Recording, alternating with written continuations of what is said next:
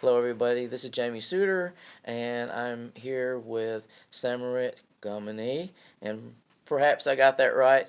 I know there's a precise way to pronounce his last name, but Sam, as we call him, he is a missionary from Thailand. He's from Thailand, and he married into a missionary family. And I thought it would be interesting to hear about the Churches of Christ in Thailand and the works that are going on there, and how perhaps that the brethren there and the country is working around the virus right now. I know that's worldwide, but each country is maybe a little bit unique as to how they're dealing with that. So I guess I know we had gone over this a little bit before, but I think people would like to know maybe how you became a Christian, how you learned Oh, about New Testament Christianity. okay. I would like to start like this. Uh, when I was a boy, I would say about 5 or 6 years old, uh, we live in a rural area in the city called Udon Thani.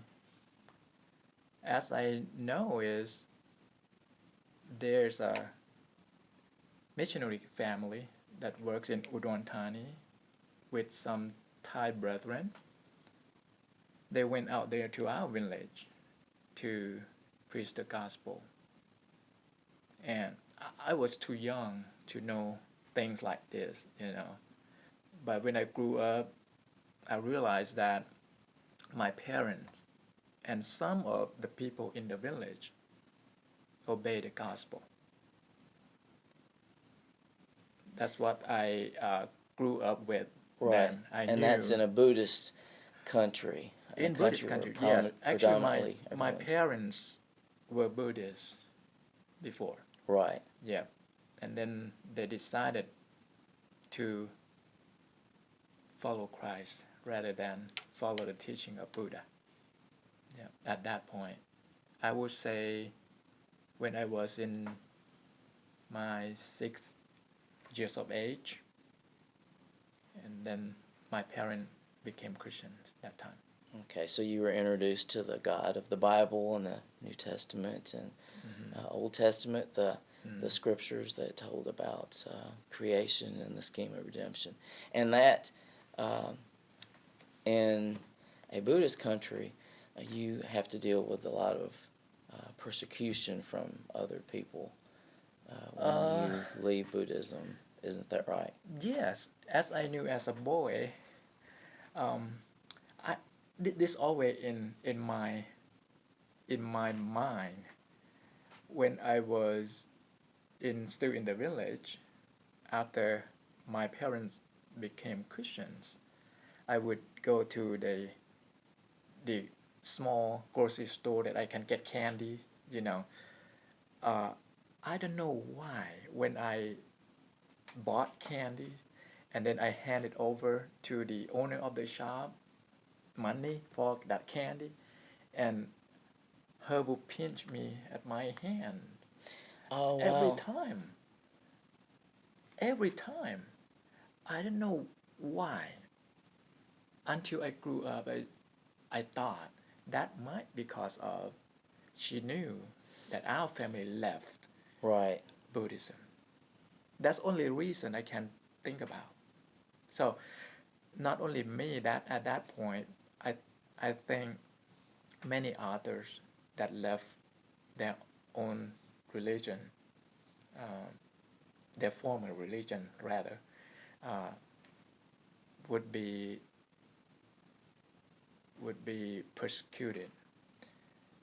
When I say persecuted, that didn't mean that people harm you physically, Right. but they upset with that and they said bad thing about you leaving them, something like that, and don't like you, became don't like you, even though they were friend before, friendly to you and nice to you, they might cut that, you know, Right. Cut those ties the tie off. That off. those close That's right.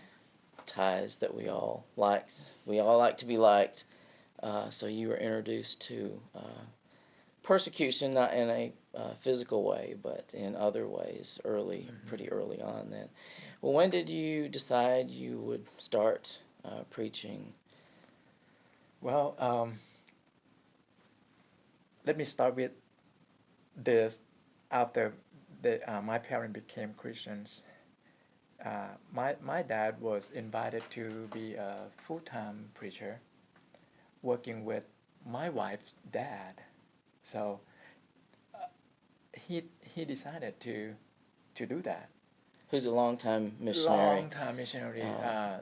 to Southeast I Asia? was in 1981 that my dad decided to became full-time preacher. So I grew up when I was 11. I was baptized into Christ. So and then I was raised in a Christian family. Uh, and then you asked the time that I decided to be missionary or preacher, right? Well, I worked for a secular job before, but I still like to help my dad. You know, as a preacher there, you have to go out to talk to people, to proclaim the gospel to the people. And on Sunday, you have to go to conduct worship services where we have our brethren uh, in any area that we convert people. We have to conduct worship service. So I went along with my parents several times. And a lot of those worship services are in homes, is that correct? They're not That's in right. traditional That's chapels like we would think of. No. We simply sit in a home, a house of our member. That happened um, until now. Until now, Right, still an ongoing thing I'm there working with now. the 5 congregations in Northeast Thailand right now. 3 out of 5 still worship in the house of a member. So it's a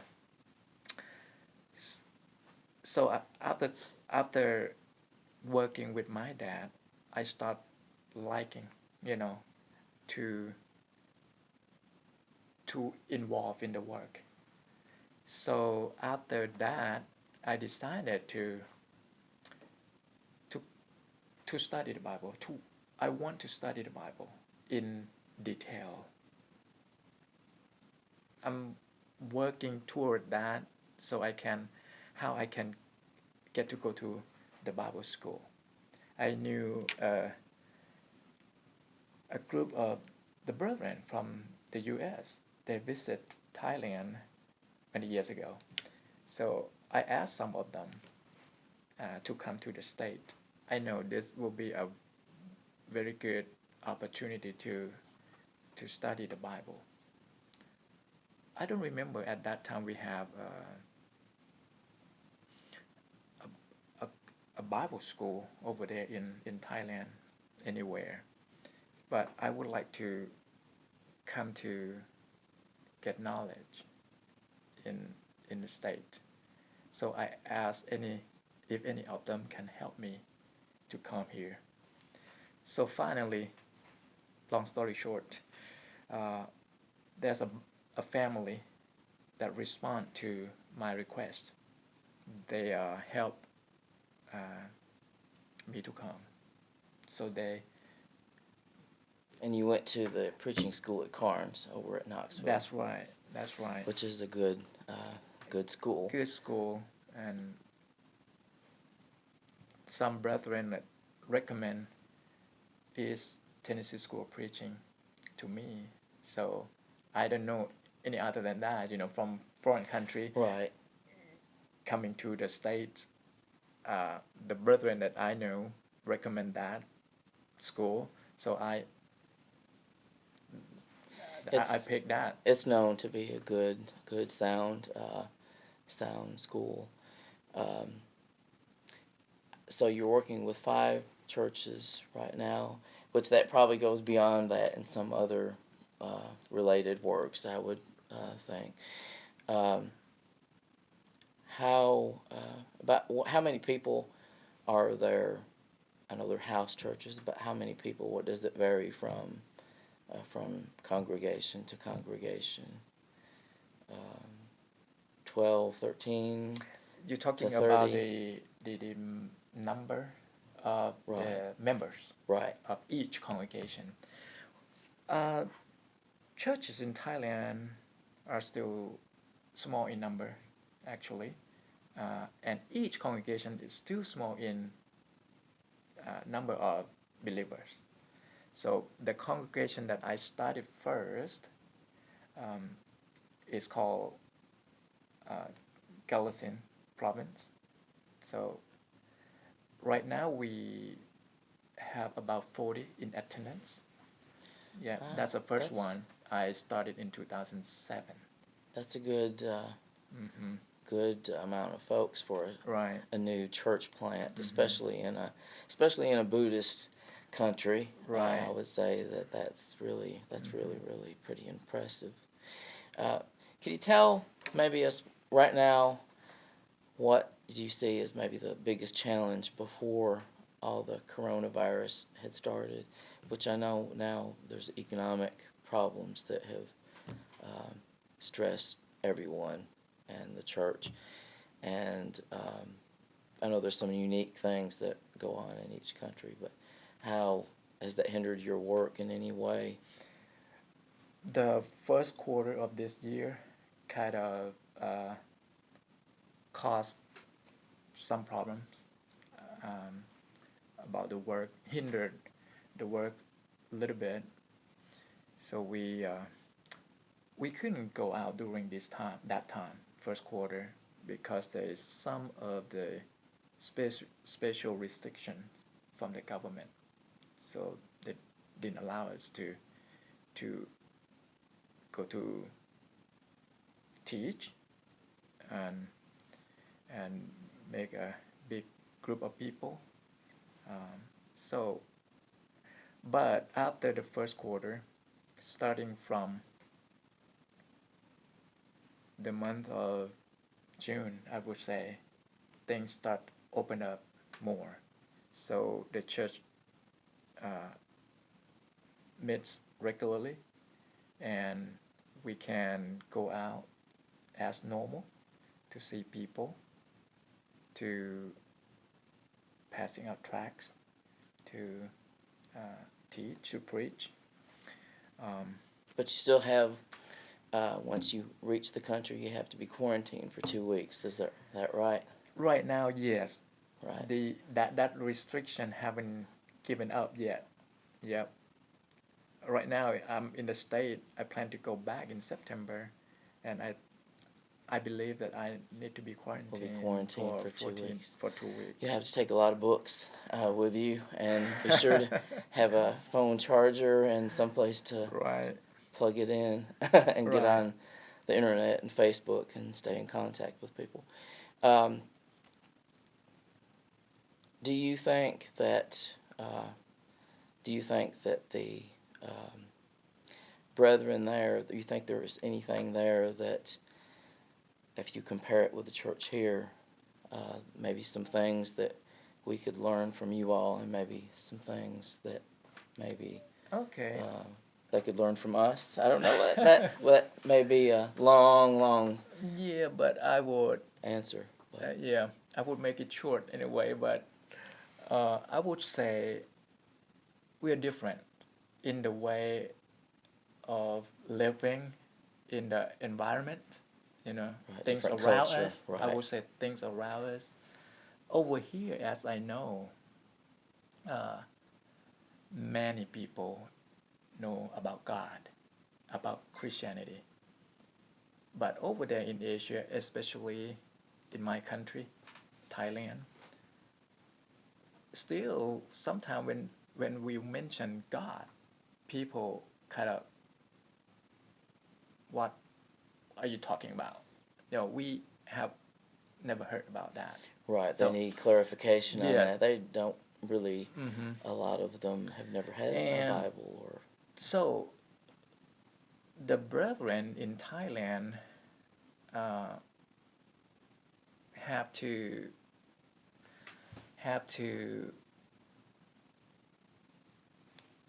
get closer to each other, to get encouragement to live their life. Right. To face Because the persecution yeah, and because when you go out each day to do your duty, and you are among unbelievers. right. And it's almost like you're shunned by a lot of people. Right. That's what I would kind of Uh-huh. call it, with So being shunned. your folks will look at you like you're different. Right. Right. Why you Different. decided to do that? Yeah. What are you thinking about? So why you believe in Christianity? Some That's what I heard from many people said that that religion is not our country religion. It's not our people religion. It's foreign country Right. stuff kind of thing. We live in Thailand. We have to believe in the teaching of Buddha or follow Buddha. Right. So Well, that doesn't really make any sense, though, does it? no, Because actually Christianity is for foreign. the whole world. Yeah, It's a of global course. gospel, not Like for a certain region or country. yeah, Jesus, told us to go preach in all the All world. the world. All the world. That means the gospel is for all, not only for certain Right. people, certain country. So that is the challenging for living Christian life in Thailand. It's easier for the believers to be pulled back to the religion they left. Because they have it from all around them.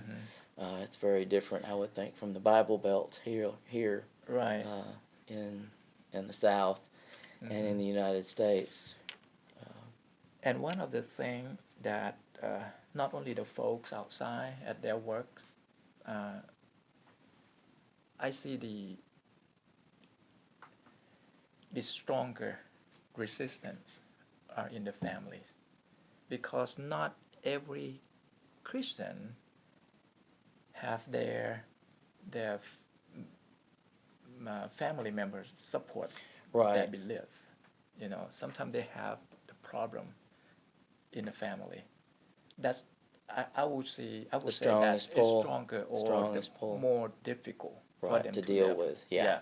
Because the one they really love Or giving them a hard time. are resisting that. Right. Mm-hmm. So I got to deal with this a lot as a minister.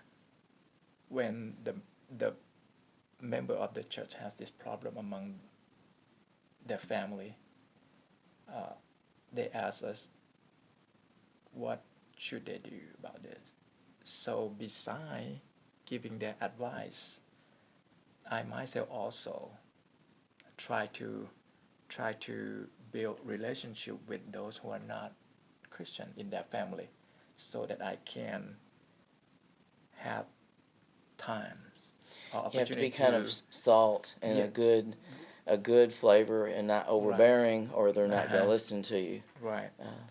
Because I don't want to listen to their own family members. Right. So I find a way to help them to bear the burden. Right. Talk another way.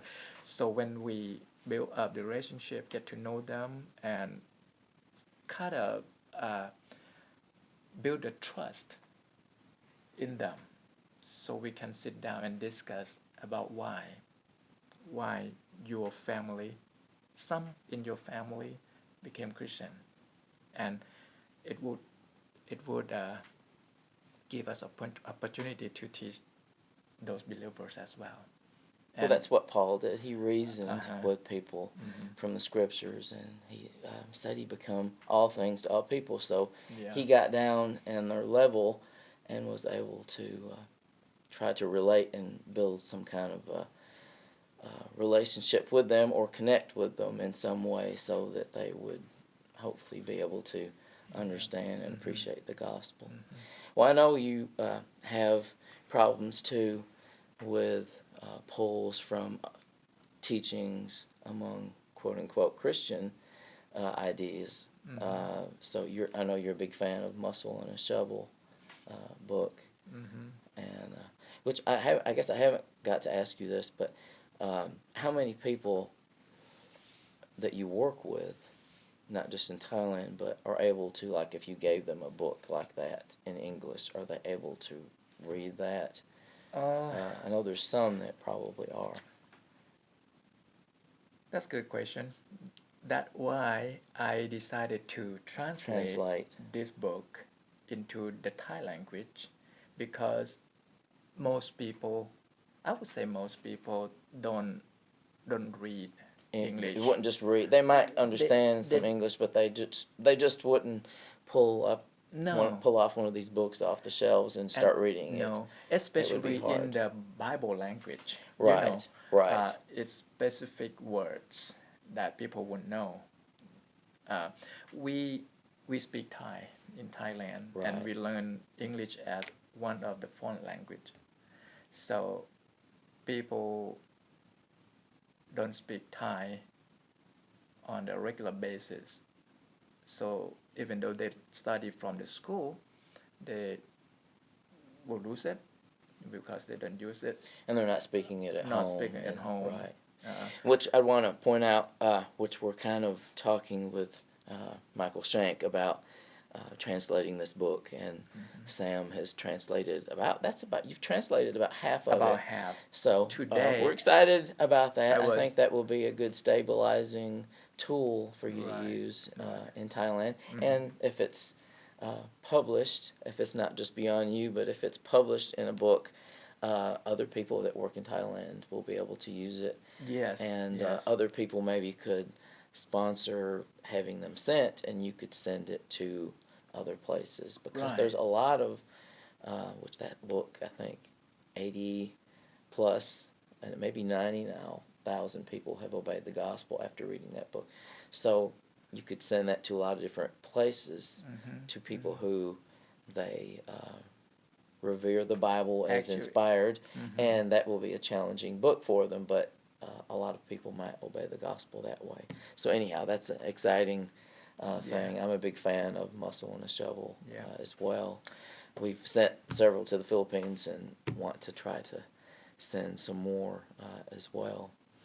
But I've enjoyed talking with you, and hopefully we can talk again. You're planning on going back September the 7th? September the 7th. That's pretty soon. That's just around the corner. Yeah. So hopefully they'll let you back in. I believe so. I think that they probably will, but you'll have to be quarantined for a couple of weeks. So, we'll have to send you some messages. That will give me time to continue on my translating. Right, there you go. You might. Yeah, I will not waste my time. Or do a lot of it.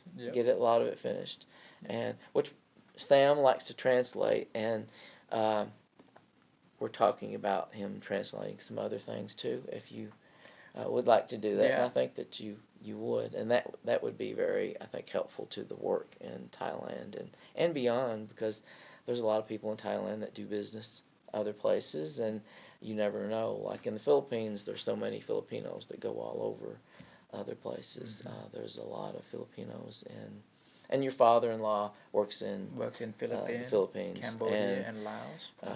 So that you just never know where that may touch, and other places that may be touched with what you do there in that place there. So that's interesting. Well, I've enjoyed talking with you, Sam, and I hope you enjoyed this little talk, and we will be talking to Sam hopefully when he gets back from Thailand. Hope you're having a great day. This is Jamie Suter for Know the Truth Radio. God bless, and hope all is well at your house.